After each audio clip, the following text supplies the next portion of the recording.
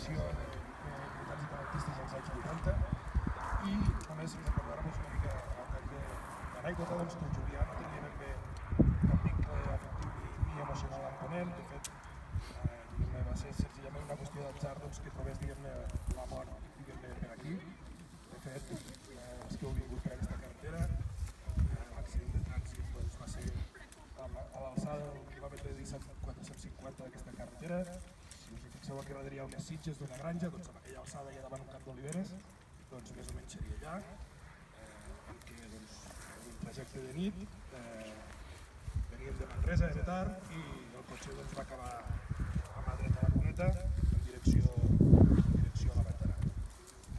Jo, per part meva, poca cosa, us presentaré, si de cas, els seus excompanys que aniran parlant un de l'altre.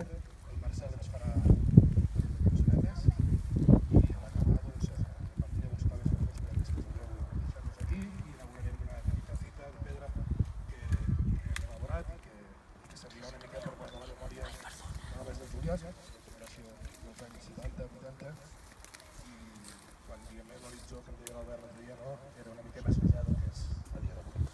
Jo us deixo amb el Toni.